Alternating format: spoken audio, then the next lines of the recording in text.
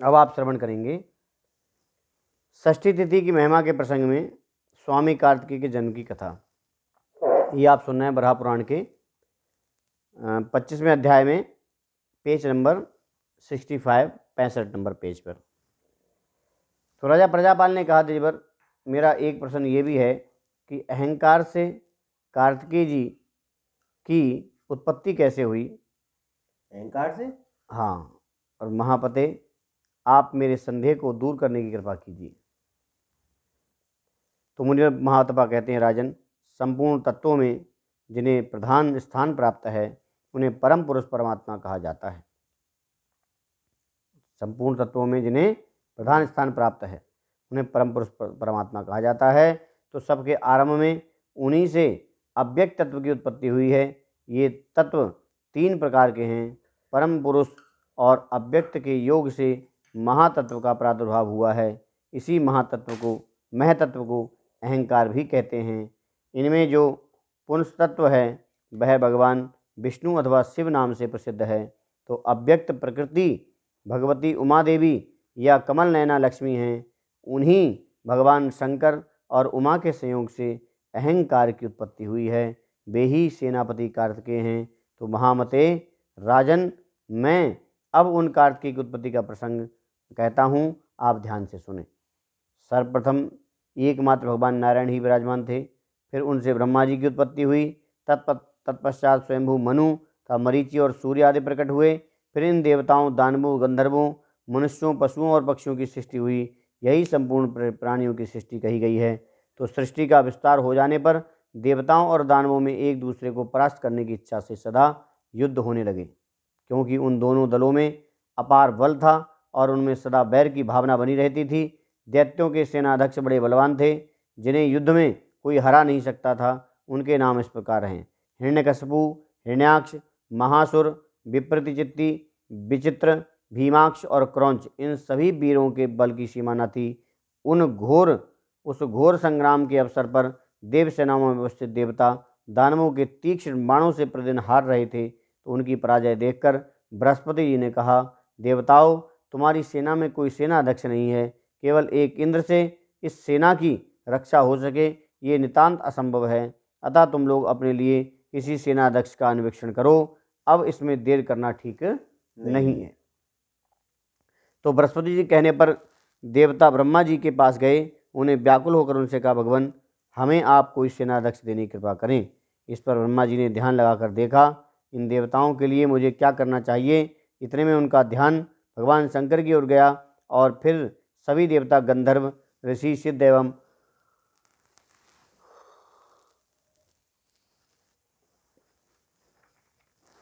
चारण ब्रह्मा जी को आगे करके कैलाश पर्वत को चले। वहाँ पशुपति भगवान शंकर का दर्शन करने अनेक प्रकार के स्तोत्रों द्वारा सभी ने उनकी स्तुति आरंभ कर दी। तो देवता बोले, महेश्वर, हम समस्त देवता आपकी शरण में आए हैं। भूतभावन आप त्रिनेत्र भगवान शंकर उमापति, विश्वपति, मरुतपति और जगतपति नाम से विख्यात हैं। आपको हमारा प्रणाम है। प्रभु, आप हमारी रक्षा करें। भगवान, आपके जटापुंज के अग्रभाग पर बैठे हुए चंद्रमा की किरणों के प्रकाश से तीनों जगत स्वच्छ हो रहे हैं। आप ही अच्युत हैं, त्रिशूल पाणी हैं और पुरुषोत्तम कहलाते हैं। दैत्यों द्वारा उत्पन्न भय हमारे ऊपर आ गया है, आप उससे हमारी रक्षा करने की कृपा कीजिए। तो देवता, श्रेष्ठ देवताओं में भी परम श्रेष्ठ प्रभु अग्निदेव, पुरुषोत्तम, हर, भव, महेश, त्रिपुरांतक, विभु, भग देवता के नेत्र हरने वाले, दैत्यारिपुर, पुरातन और वृषध्वज, इस प्रकार आपके अनंत नाम हैं। भगवान, हमारी रक्षा में आप ही सक्षम हैं। गिरिजापति प्रभो, पर्वत पत्नी मैनाक के आप वात्सल्य भाजन हैं। देवेश्वर, अच्युत, गणेश, भूतेश, शिव, अक्षय, अयन और दैत्य वरांतक आपकी संज्ञाएँ हैं। तो भगवान, आप हमारी रक्षा करें। पृथ्वी आदि 5 तत्वों में आप प्रतिष्ठित हैं।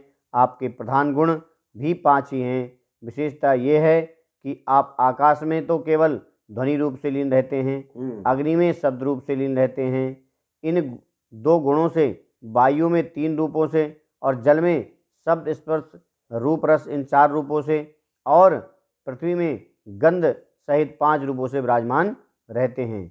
भगवान अग्नि आपका स्वरूप है। वृक्ष, पत्थर और तिल आदि में आप सार रूप से स्थित हैं। भगवान आप महान शक्तिशाली पुरुष हैं। इस समय दैत्यों द्वारा हमें अत्यंत दुख भोगना पड़ रहा है, अतः आप हमारी रक्षा करें। त्रिलोचन, जिस समय ये सारा विश्व सृष्टि शून्य था तथा ये सूर्य, चंद्रमा, इंद्र आदि भी नहीं थे, उस समय त्रिनेत्र सभी प्रमाणों से परे, समस्त बांधवों से वर्जित, केवल आप ही की सत्ता विरजित थी। विराजित थी। भगवान आपका कपाल की माला पहनते थे। द्वितीया के चंद्रमा भी है। हाँ, द्वितीया के चंद्रमा आपके मर्द की शोभा बढ़ाते हैं। शमशान भूमि में आप निवास करते हैं। भस्म से आपकी अनुपम शोभा होती है। आप शेषनाग का युगविद पहनते हैं। देवेश्वर मृत्युंजय, आप अपनी तीव्र बुद्धि के सहारे हमारी रक्षा करें। भगवान आप पुरुष हैं और ये श्री गिरिजा अर्ध देह रूप में आपकी शक्ति हैं। आप में ही ये जगत स्थित है। आवाहनीय आदि अग्नियों ने आपके तीनों नेत्र में स्थान पाया है। समस्त सागर तथा पर्वतों से निकलकर समुद्र तक जाने वाली नदियाँ आपकी जटाएं हैं। आप विशुद्ध ज्ञान घन हैं। जिनकी दृष्टि दूषित है वे ही आपको भौतिक रूप से देखते हैं। भौतिक रूप मतलब जो दिख रहा है, जो दिख रहा है, जो अब दिखता नहीं है वो भी भौतिक है। नहीं, अभौतिक। वो भौतिक का मतलब होता है जो प्रकट हो गया है, प्रकट हो रहा है। जैसे अग्नि है, जल है, वायु है, आकाश है, पृथ्वी है, ये सब प्रकट है। जो प्रकट है वो भौतिक है, हैं। तो इस प्रकार से भौतिक रूप से देखते हैं। जगत के उत्पत्तिकर्ता भगवान नारायण तथा 4 मुखों से शोभा पाने वाले ब्रह्मा जी भी आप ही हैं। सत्व आदि 3 गुणों, आवाहनीय, आभ्यस्त आदि तीनों अग्नियाँ तथा कृत, त्रेता आदि युगों के भेद से आप त्रिमूर्ति बन जाते हैं। प्रभु, ये प्रधान देवता आपकी सहायता करना चाहते हैं।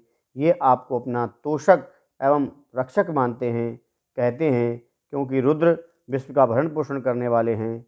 तो अतः भस्म को भूषण रूप में धारण करने वाले प्रभु, आप हमारी रक्षा करें। मुनिवर महातपा कहते हैं, राजन, देवताओं के इस प्रकार स्तुति करने पर पशुपति भगवान शंकर स्थिर होकर बोले, देवताओं, आपका क्या कार्य है, शीघ्र बताइए। तो देवगण बोले, देवेश्वर, दानवों के वध के लिए आप हमें एक सेनापति प्रदान कीजिए। ब्रह्मा जी की अध्यक्षता में रहने वाले हम सभी देवताओं का इस समय इसी में कल्याण है। तो भगवान रुद्र ने कहा, देवगण, आप लोग स्वस्थ एवं निश्चिंत हो जाएं। अभी थोड़ी देर में मैं आपको सेनापति देता हूँ। राजन, यूँ कहकर भगवान रुद्र ने देवताओं को जाने की आज्ञा दे दी और पुत्रोत्पत्ति के निमित्त अपने विग्रह में रहने वाली शक्ति को प्रेरित किया और उनके द्वारा शक्ति के क्षुब्ध होते ही एक कुमार प्रकट हो गया। तो उनकी प्रभा ऐसी हो रही थी मानो तपता हुआ सूर्य ही क्यों ना हो। वह अपनी जन्मजात शक्ति को इस प्रकार प्रकाशित कर रहा था मानो वह शक्ति ज्ञान में बनकर एकमात्र उसी के पास पूंजीभूत हो गई हो।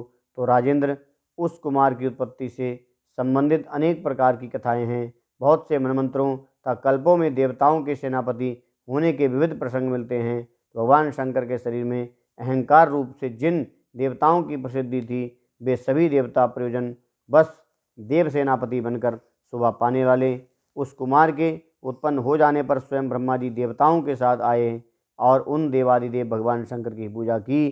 तो समस्त देवताओं, ऋषियों, सिद्धों और भगवान शंकर ने उस सेनापति होने वाले बालक को पाल पोस कर बड़ा किया।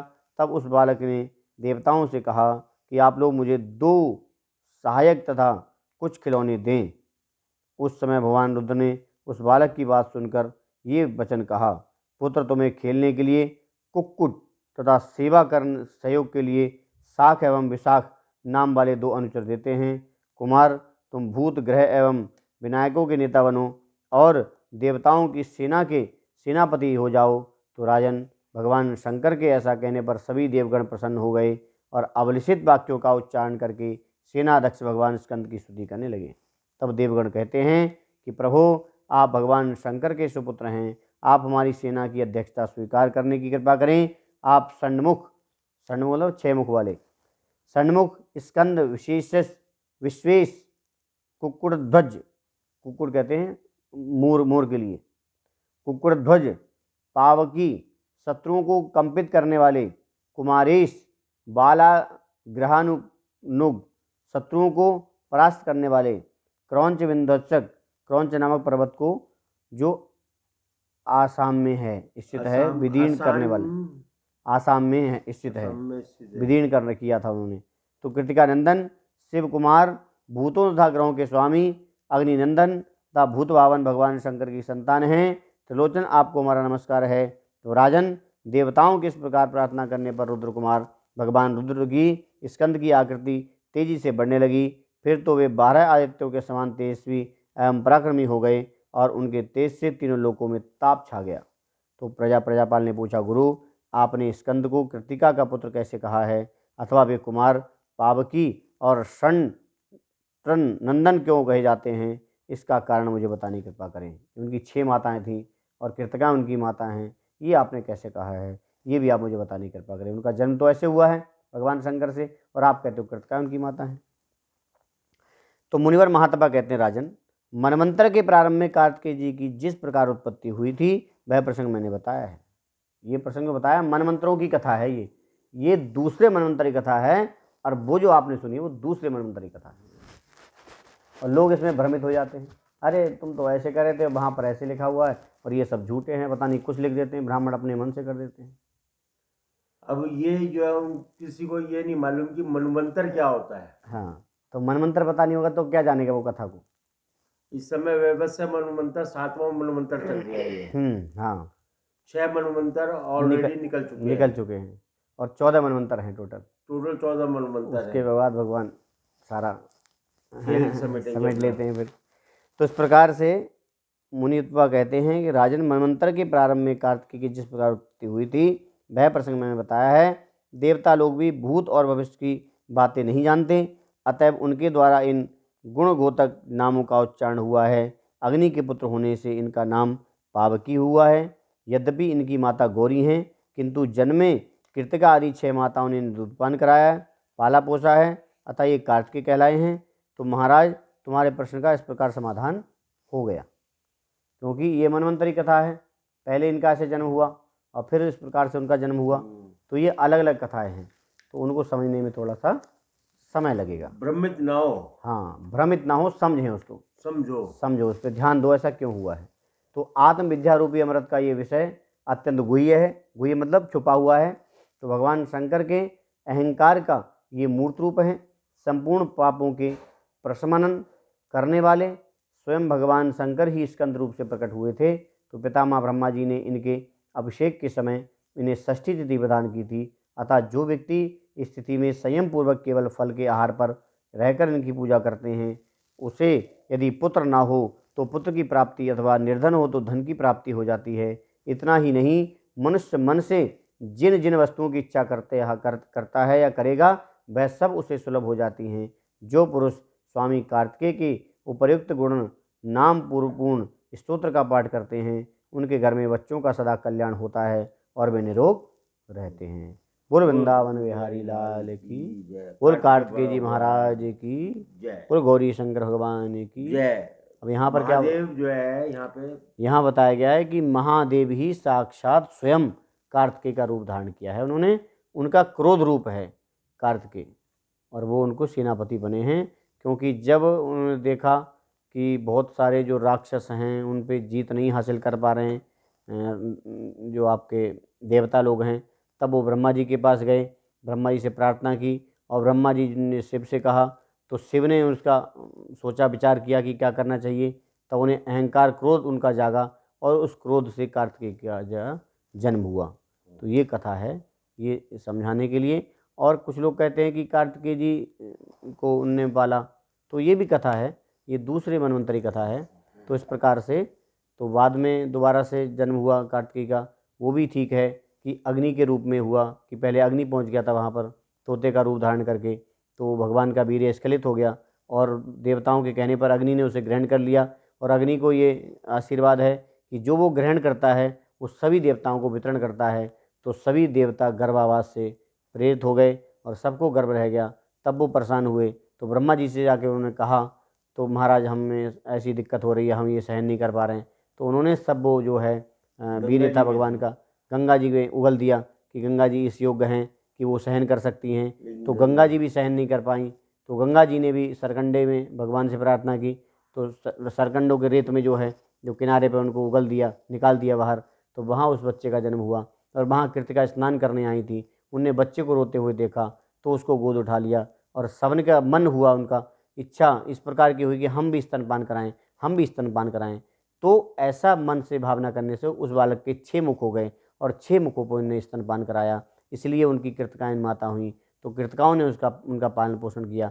तो ये भी कथा है और ये भी कथा है, अलग अलग मनमंत्रों की कथा है। तो आप लोग इसके लिए भ्रम न पालें कि ऐसा कैसे हो गया है। तो हरि अनंत हरि कथा अनंता, ये कथा आपने सुनी होगी। हरि की कथाएं अनंत हैं, हरि अनंत हैं, उनका कभी अंत नहीं हो सकता। क्योंकि जो युगों युगों की बात करते हैं, पहले तो भाई हमारे लिए केवल क्या है, वर्ष मास दिन हैं, इतना ही जानते हैं। और ज़्यादा से ज़्यादा 100 वर्ष तक कोई जान सकता है, लेकिन वो तो कालों को जानते हैं। उनके 4 जो आपके युग हैं उनको जानते हैं। हमने केवल नाम सुने हैं 4 युग क्या होते हैं। अब लोग किसी के सामने ये कह दो कि कलयुग 4,32,000 साल का है तो लोग विश्वास नहीं करते हैं। तो इस बात पे कैसे विश्वास करेंगे। मेरा उद्देश्य बस यही था, इस प्रकार से लोग जो हैं भ्रमित ना हों और इसको समझें। बोल वृंदावन बिहारी लाल की जय। आनंद कंद भगवान की जय।